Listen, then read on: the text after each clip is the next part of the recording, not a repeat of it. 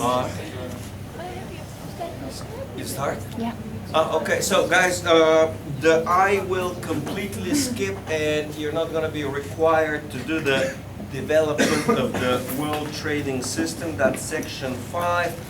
It's a huge section with a lot of history.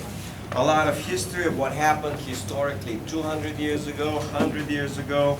Then what happened after World War II. We're going to skip all of this part. Then the protectionist trends in the 80s up to 93. Then you have, again, liberalization of markets. We're going to skip all of this part, the whole section. Then you got the World Trade Organization experience to date. You got on that section, basically, you got a lot of propaganda in the book. I mean, that's okay because it's American textbook, it's American propaganda. The job, of course, is to spread the propaganda far and wide for whoever will listen. With the World Trade Organization, as well as IMF, it's almost always the same. Wherever they go, they cause destruction and ruin. Now, it's a little tricky. It's very easy to blame them. It's not their fault always, because they usually go only to a country which is already in trouble. Okay, so they don't go to countries which are in good shape. They only go to countries which are in bad shape. But as soon as they go, and soon afterwards, usually the country is in a lot worse shape. Now, sometimes some countries are able to readjust, and probably, I wouldn't say the only, but probably the one good example of readjustment would be Chile. And Chile had to readjust totally.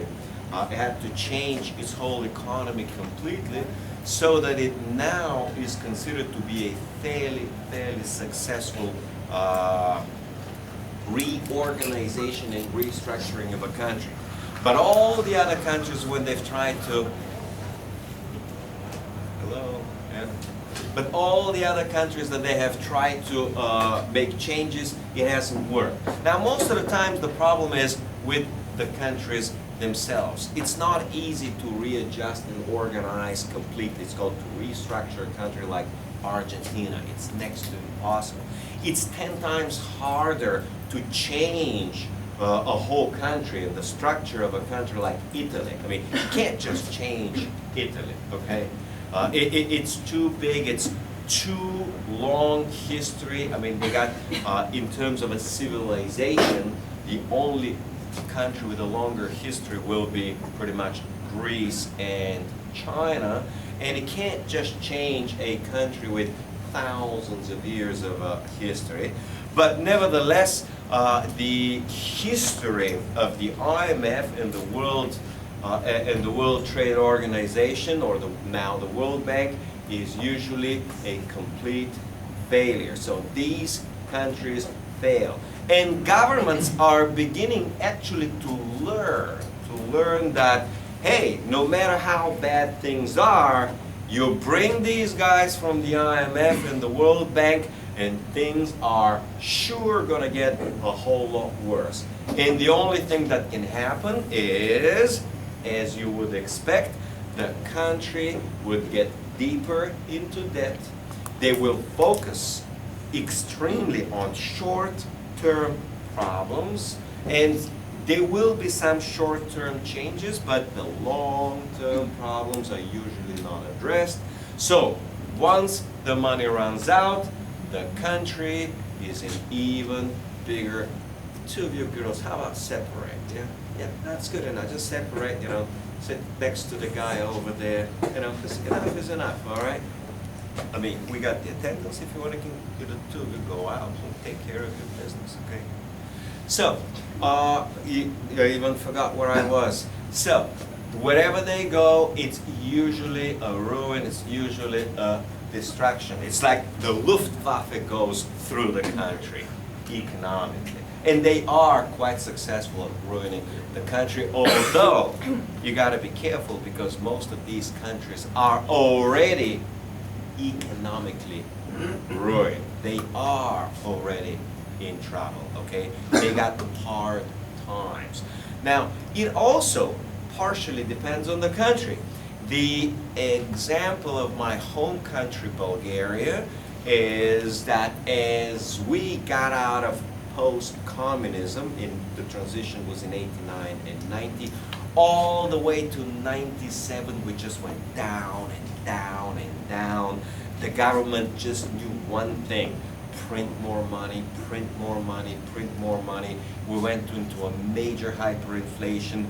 Incomes from, let's say, $100 a month went down progressively to $80 and $60 and $30 and $20, to the point at the peak of hyperinflation, retirement or pension. The pension of my mom was $2 a month, and the pension of my dad was $3 a month. So they lived on $5 a month, meaning they barely lived, they barely survived.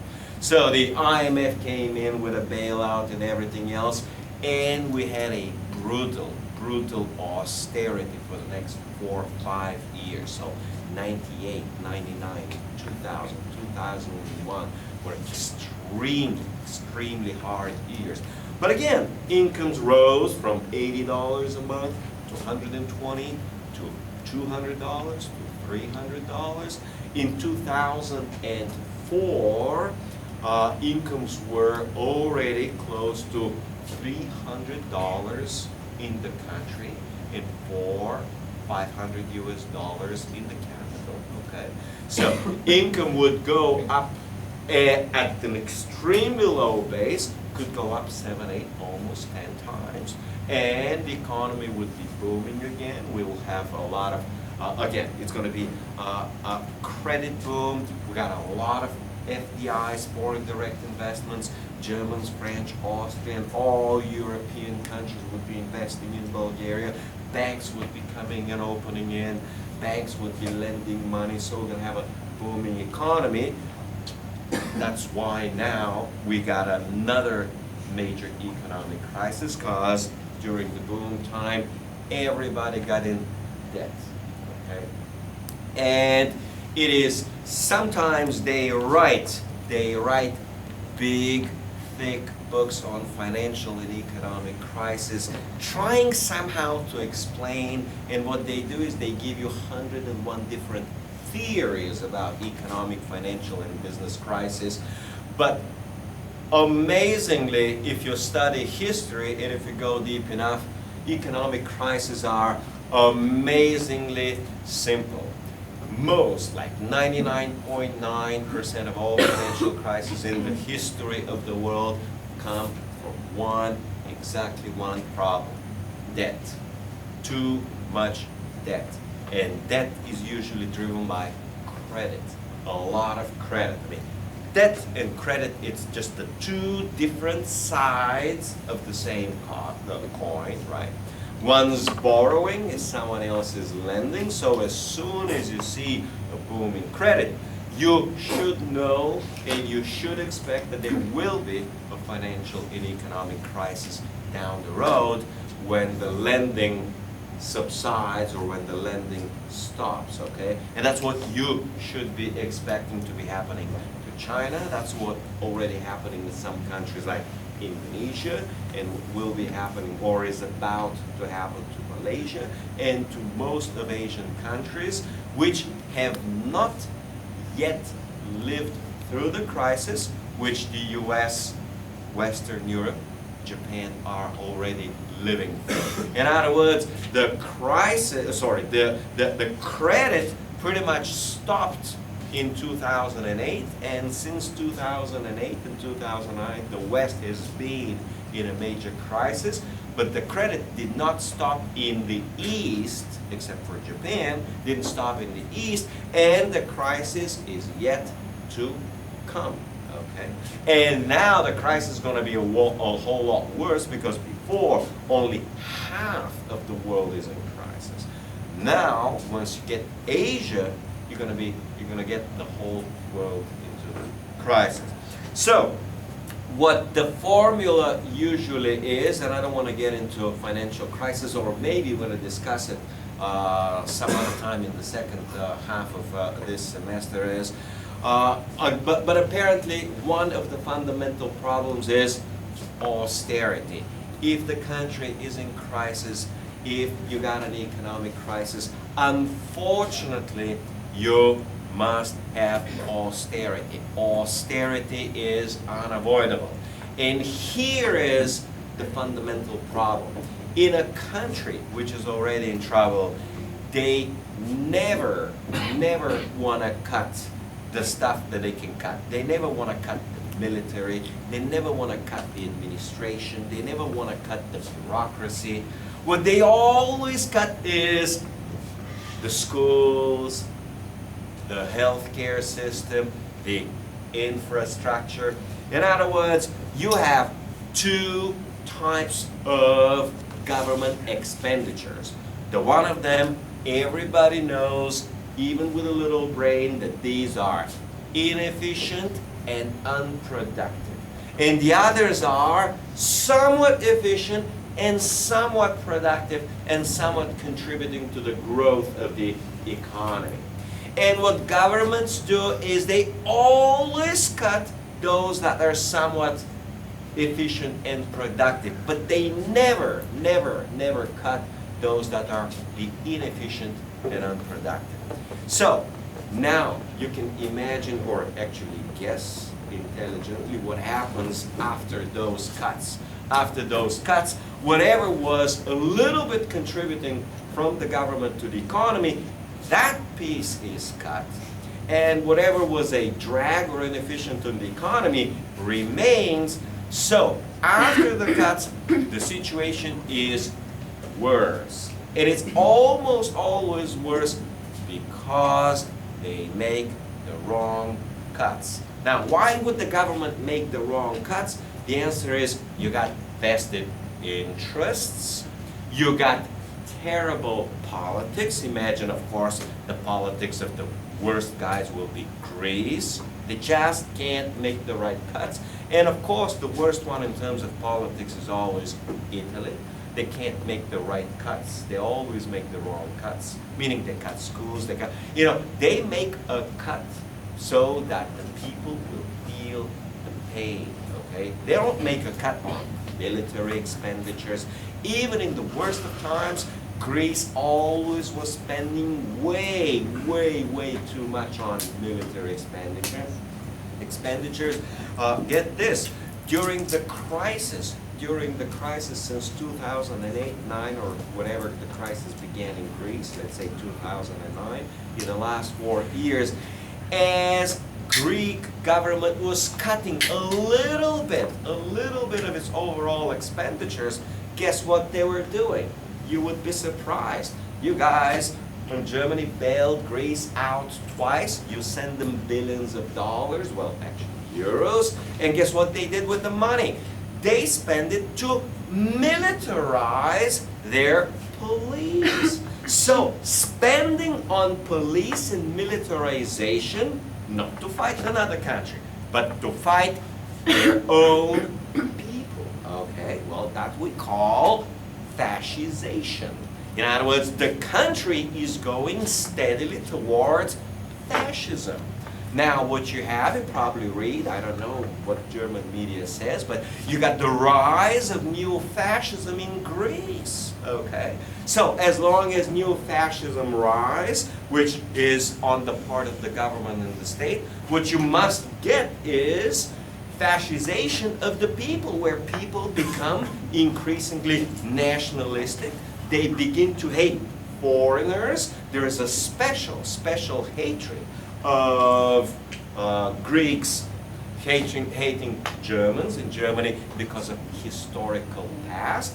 And if you're going to be moving as the government and the country is moving into rising new fascism, where people get more fascist in nature and the government get more fascist in nature, the result is spending money on police, on armaments, on guns, on bullets, on gas cans, and all sorts of things to keep the people under control, okay? And essentially, during and after the crisis, government spending, instead of cutting all sorts of military expenses and police expenses, spending is skyrocketing. They are doing the worst possible types of government cuts, and at the same time the worst possible spending increases. They should have done the extreme opposite, but they haven't. So here is the result. The governments always make the wrong cuts. Now, why would they make the wrong cuts? Well, because the government is a bad government in the first place. They allowed themselves over the last 2 decades to get in serious trouble. Same, of course, with Italy. Same, of course, with Spain. And the result, of course, is that when you get a bad government with a bad politics and bad history, okay, and you put it in a crisis, they aren't going to get good. They're all going to get even worse. And that's unfortunately how things work, or how they don't work, or how things are getting for the worst to Greece, for the worst to Italy, for the worst to the rest of Southern Europe. And in a situation like this, when the IMF goes into the country, unfortunately, they don't help. They don't improve things. Politics are already bad, and they just get worse. All right, that's good enough for a short overview of the most modern history. I will not be examining, and I will not be expecting that section for you to prepare for the exams. You can read if you like and if you get to enjoy it. If you want to see a whiff of history mixed up with a little bit of propaganda, that's okay. Moving to chapter 7. I already know my colleague did. Questions, yes? Is it just the chapter 6? We don't have to prepare for the exam? No, I didn't say that. I said only the last section of chapter 6. I can even give you the page. So you prepare chapter 6 up to page 231. So from 231 to the end, you don't need to prepare. All right, let's try some questions on IMF, World Bank, economic crisis before I move into FDI. Any questions? We're going to get to discover in the second half, cover in the second half again the topic of the European financial crisis, how Germany caused the crisis, how at the root of the European financial crisis was 20 years ago what happened with Germany unification, how Germany made a huge mistake by overvaluing the East German mark, and by overvaluing the East German mark, they had to overprint Deutschmarks, and after that, the economy, German economy, got really stagnant, and the stagnation drove the ECB later on to artificially lower interest rates to stimulate the German economy, and at the same time to overheat economies like Greece, Italy, Spain, Portugal, and Ireland. So that overheating eventually triggered and caused the European financial crisis. We're going to discuss this some other times for you to understand in details. So, back to chapter 7. I already know that my colleague covered a lot of this material, so I'll try to be as short as possible, and I'll just go through quickly some of the topics, and we'll focus in the second hour on the one major topic which I want to cover, which is the costs and benefits of FDI. So let's get back now to chapter 7. And chapter 7 begins with introduction. Introduction is fairly simple.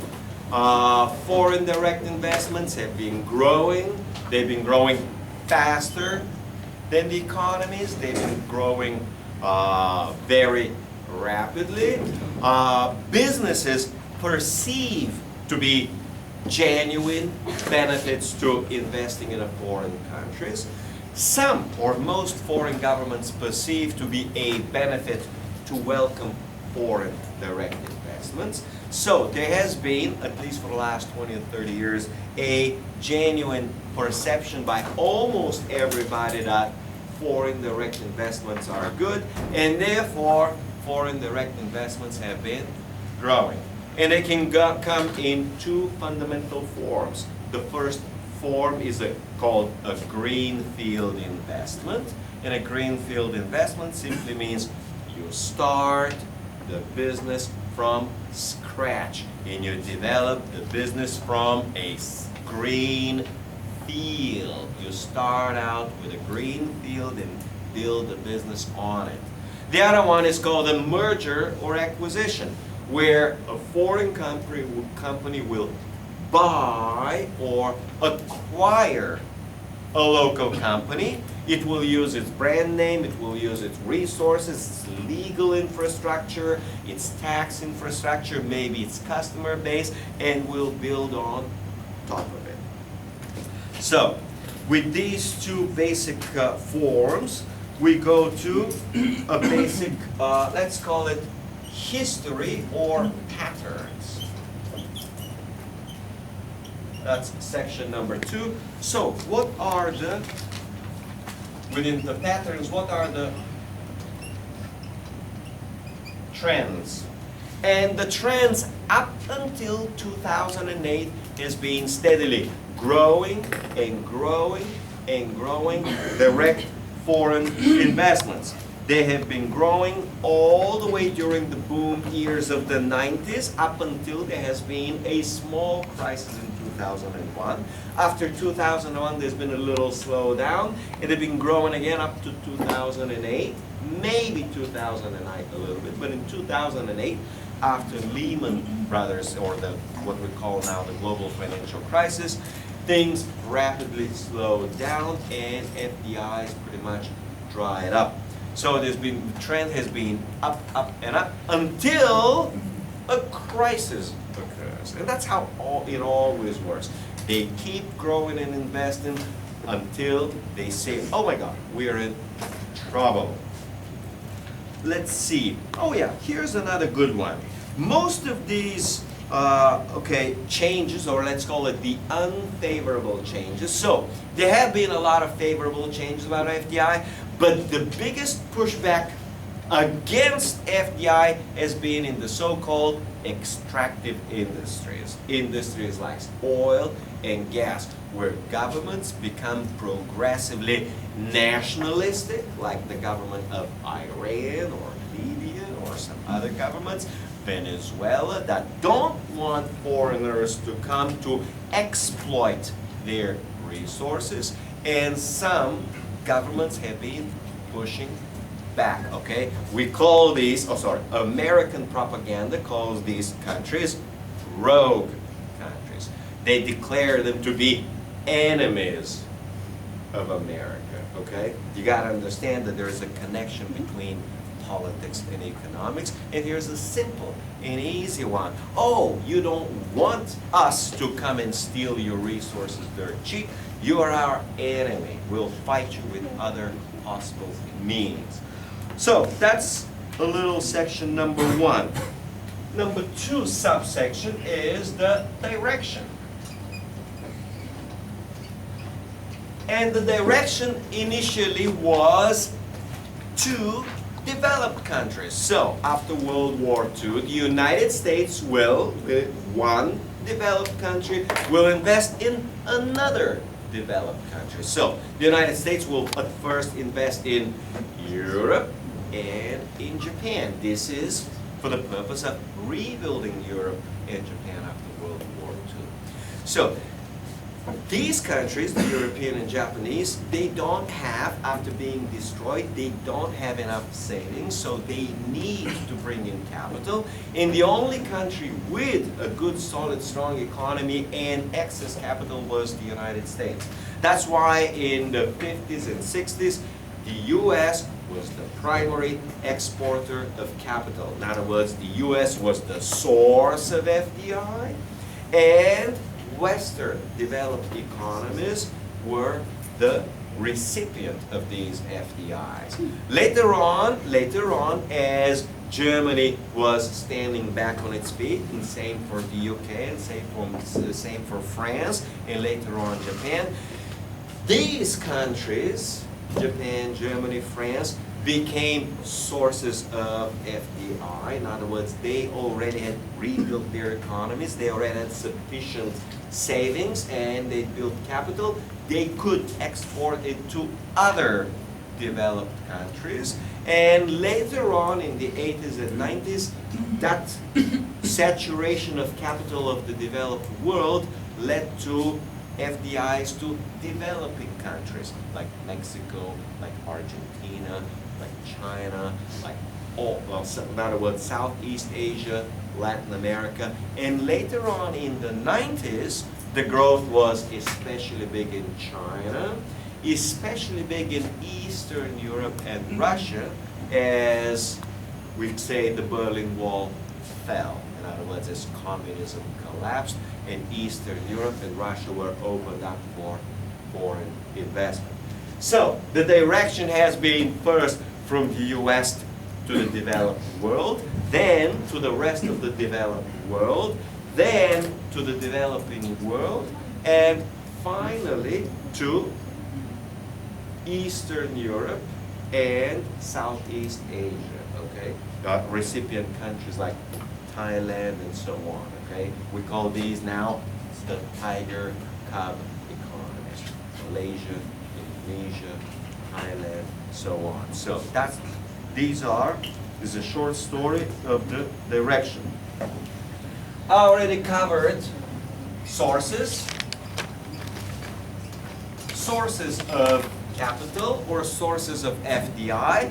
At first, it would be the United States. Then, as Japan and Western Europe were back functionally and growing and expanding, would be Western Europe and Japan as source of FDI. And now you will get a source of FDI, even countries like China. China will be doing a lot of FDIs. They'll be investing in Africa. Okay, they're going to be doing a lot of investment in Africa. They're going to be a lot of investment in extremely poor countries. They want to do investments in countries like Cambodia nearby, like Myanmar, if they're allowed to get in, okay? So China is a major recent source. And some of the some of the tiger economies. Singapore will be a source of foreign investments, okay? Taiwan will be investing a lot. Of course, Korea is trying to invest a lot. So, some of the recent sources are the tiger economies and also Korea especially, as I mentioned. So, you see that as a country grows relatively rich and builds up savings, that savings is converted into capital either in their own country or in a foreign country. For an economy like Korea, which is relatively saturated, capital, rather than get reinvested in the Korean economy, where returns are, because they are already advanced and developed, relatively small, they'd rather invest in some other foreign countries. So, the source of FDI are countries with surplus capital. And a country will have a surplus capital only after it develops, it grows, it builds a lot of capital, it saturates its economy with enough investment in capital, where it depletes the investment opportunities at home, and only then they're going to look to foreign countries abroad. The next little section is a form of FDI. And the form I already mentioned, the form will be greenfield,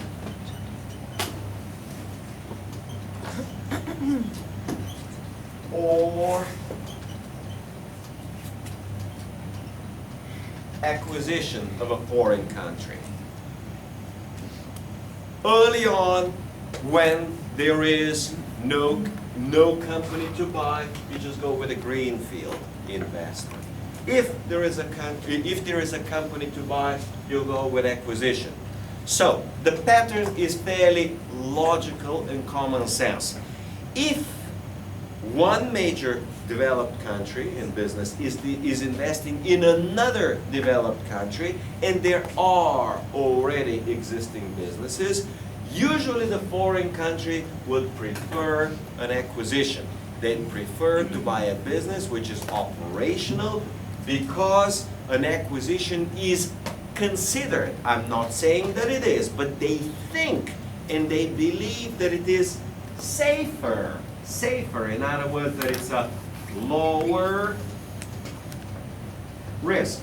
And because it's a lower risk relative to the greenfield investment, you already got the human capital, you already got the brand name, you got the infrastructure, the legalese taken care of. They say, oh, it's a lot safer. And another one is another advantage, it's a whole lot quicker.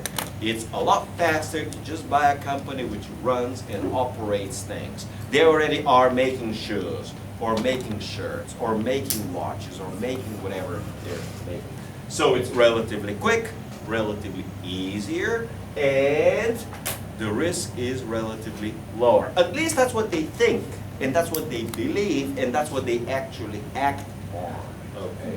Now, greenfield investments are a lot more popular, and statistically you get a whole lot more in developing countries. So, you're trying to develop a business there, but there is no existing business. Remember, developing country means, that's a very nice way of saying undeveloped.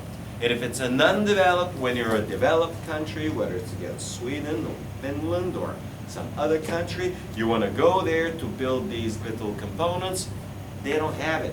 They are a poor, undeveloped country. You watched already the case study with Jamaica, and try to make an investment in Jamaica. You don't have Jamaican companies to acquire. Yeah, you may acquire a banana company, right? But you don't have any technology. They don't have, the economy is extremely poor. They don't have any business. There is nothing to acquire. Maybe a hotel, right? Nothing to acquire. So if you want to make an investment over there, you got to go with a greenfield. You simply don't have a choice. All right? And that's why the pattern. In a developed country, you got the choice, and the choice is, the preferred choice is acquisition. In a undeveloped country, you don't have a choice, so you got to go greenfield. That's number 4. And the last one, which I covered quite a bit in my second lecture in chapter 1, that's page 260, shift to services. In other words, the trend of FDI has been, when a company makes an FDI, there has been more and more and more investments into services. And the first logical sense is that you cannot export a service. If you guys want to have, let's say Germans want to have a service in Bulgaria, you can't export the service. You got to open the business in Bulgaria, you got to provide the service from Bulgaria.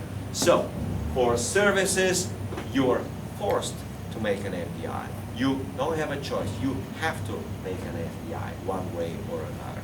And therefore, with FDI, as production has been saturated, there has been more and more and more investments into services. That's the one reason. And the other reason is that the West itself has shifted and has become more service-oriented. The US economy is now characterized as a service economy, which is true. Now, whether this makes the economy good, strong, and sound is a completely different subject. But Americans, the American economy is mostly now becoming a service economy. So it would be natural for them to export services. Again, the British economy is, just like the American economy, fundamentally deindustrializing. In other words, they are going down on production, manufacturing, industrialization, and are becoming service-oriented, and they would be also focused on services. In other words, the Western world is moving more and more towards services. It is only natural as they develop and focus and build those services at home to attempt to export them abroad to a foreign country. And that's a recent trend over the last 10 or 15 years, and especially we discussed this with telecommunications, where you can export the service or outsource the service to another country. That's a whole different story altogether. That's number 2. Number 3, the section on theories of direct foreign investments. I will not cover the theories. My colleague has covered some of it from last time when he had it, when I was in Kuala Lumpur, and he substituted for me. So I just want to skip this section altogether and move on up to the break. We got about 10 minutes for the break.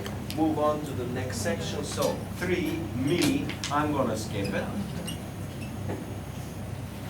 And I move on to section number 4, political ideology.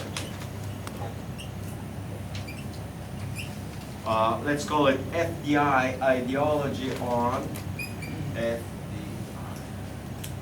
And basically I need to explain 4 things. The first one is a radical view.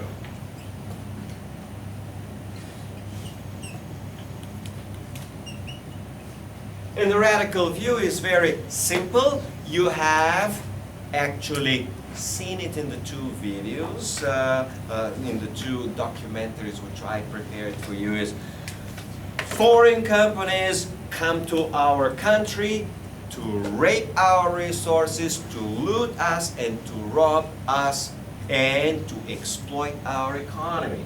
And the radical view says they are evil capitalists who want to profit on our back.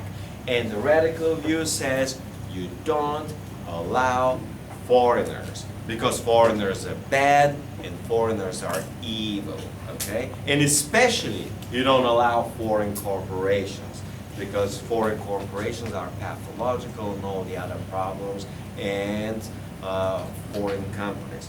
So this radical view has been actually dominant for quite a while. The world historically has been through one globalization. And the lessons of previous globalizations were that as foreigners come, they indeed rape the country. It was back then understood well, and this is based on what's called colonialism. Colonialism basically means that one country goes and colonizes another country. And it can colonize it militarily, or it can colonize it economically, okay? That is what Great Britain did, and what all empires did. They colonized the rest of the world in order to use and abuse, or rape, or get dirt cheap, or if they can, steal their resources for free, okay? That's what it's all about, getting the resources cheap, all right? So, Colonialism for a long time, because colonialism was part of history, it was very well understood by everybody in the world. Colonialism bred and led to the radical view. You don't want to let your foreigners in, because once you let them in, more and more will be coming, and all they're going to do is loot our economy.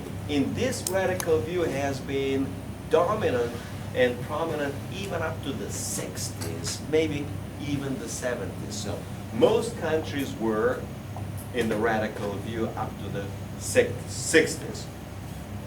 Then came the doctrine of the free markets, or the free market view. Let's call it the free market doctrine. And the free market doctrine was fundamentally based on the work of 200 years ago of Adam Smith and David Ricardo. And it's the free market view that, hey, you gotta open up your economy, you gotta keep your economy free and open, and if you keep the economy free and open, it will develop on its own. And that is the push behind the so-called IMF and World Bank and the modern day call, expansion of capitalism, or free market ideology. Basically what happens is the West completely saturated its own economies, like the US and Western Europe, and they needed to expand abroad. They needed to expand in Asia, and they needed the ideology, the institutions and everything else. They needed to expand in Latin America. They needed to expand in Eastern Europe. So the free market doctrine has been pretty much dominant over the last 20, maybe 30 years, okay?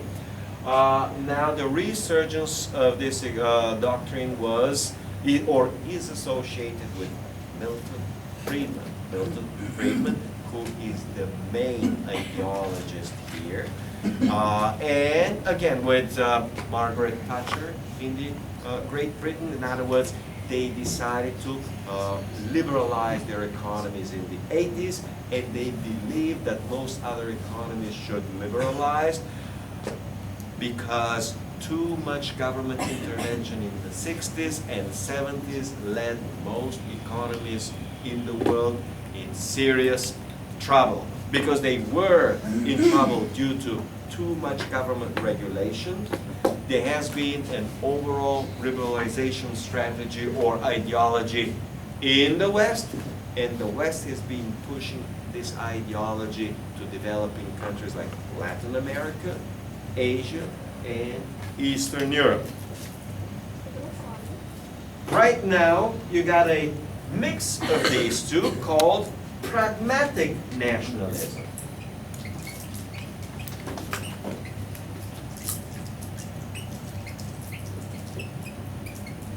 And pragmatic nationalism is just that. They say, hey, the radical view is partially correct. You open yourself up, you're gonna get ripped off and they're going to loot you. But, so the radical view has some benefits, that's absolutely true, but the free market has its benefits.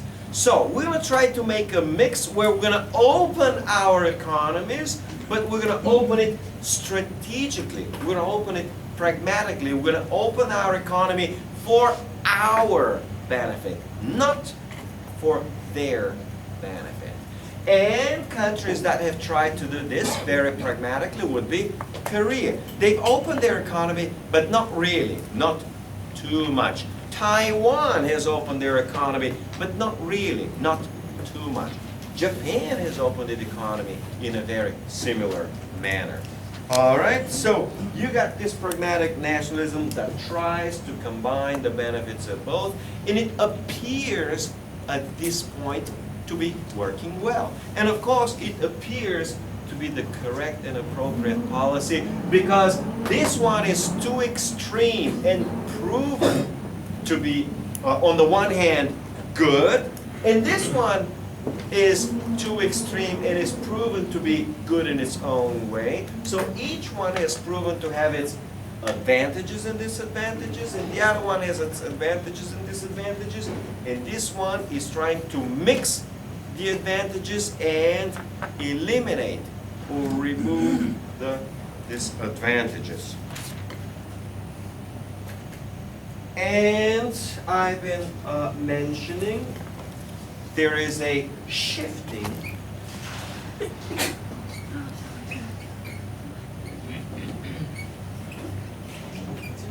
ideology, and the shifting ideology is occurring over the last 5, maybe more like over the last 10 years, with countries like Venezuela, which again are pushing against globalization and against foreign governments and against foreign companies.